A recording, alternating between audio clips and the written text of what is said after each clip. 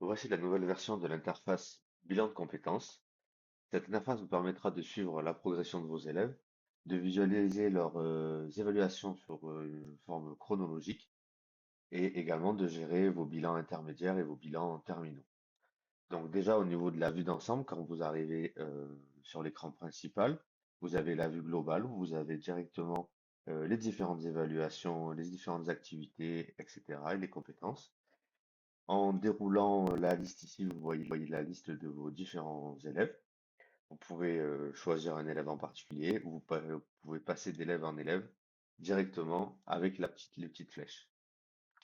Voilà. Donc sur la vue globale, si on a évalué dans plusieurs référentiels, on a possibilité de sélectionner le référentiel en question.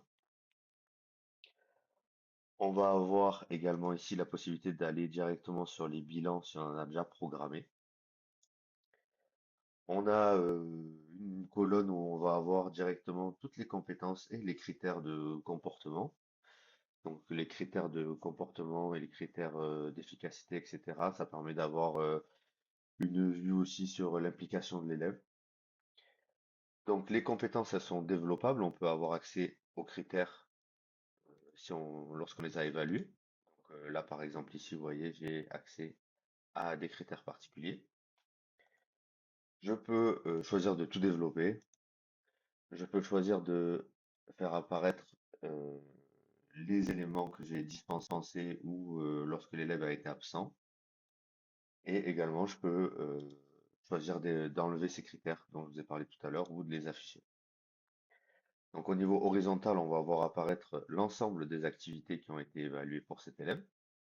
Donc on a plusieurs informations sur l'activité, la description, le poids de l'activité, c'est-à-dire la note que vous avez pu lui mettre. Ça vous permettra d'avoir un indicatif un petit peu sur la difficulté euh, de l'activité. On va avoir aussi ici les PFMP qui vont apparaître avec les évaluations PFMP. Vous allez avoir aussi les fiches activités lorsqu'elles ont été notées, comme par exemple ici.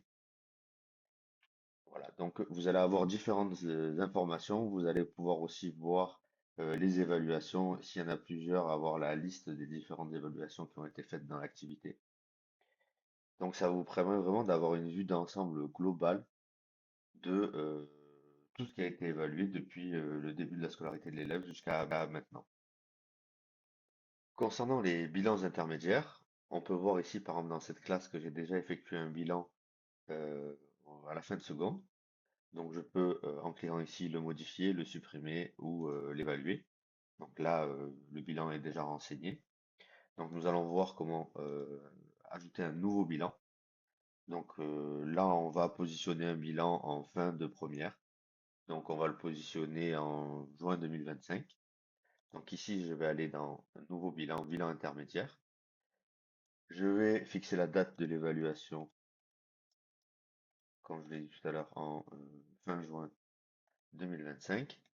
Je vais cibler l'ensemble de ce qui a été fait entre septembre 2024 et juin 2025.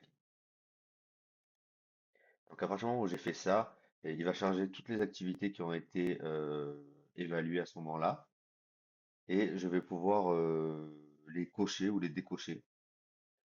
Donc en fonction de ce qui m'intéresse. Donc là, on peut voir qu'il y en a quand même pas mal. C'est les activités de toute l'année. Si vous souhaitez en enlever, vous pouvez les enlever pour pas qu'elles viennent trop saturer, j'allais dire, vos évaluations.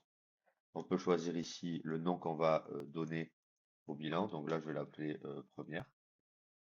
On peut également choisir de cibler certaines compétences. Donc là, vu que dans le bac pro ciel, au niveau des bilans intermédiaires, il faut cibler toutes les compétences, je vais laisser comme ça. Et donc, je vais cliquer sur créer.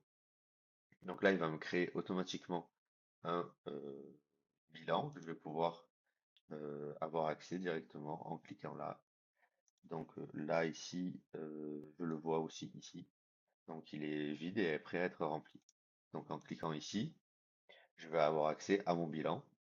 Donc je vois les différentes évaluations qui ont été positionnées. Je peux voir, comme je vous l'ai dit tout à l'heure, donc les fiches activités, les PFMP. etc.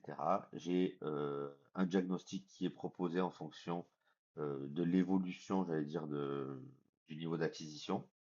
Je peux choisir ici, en cliquant là, d'adopter ce diagnostic.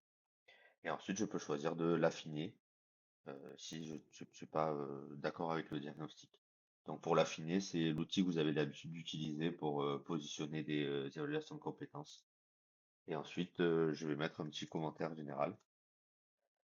Et là, ici, il y a des petits boutons pour vous faciliter la vie qui vous permettent de basculer d'un élève à l'autre facilement.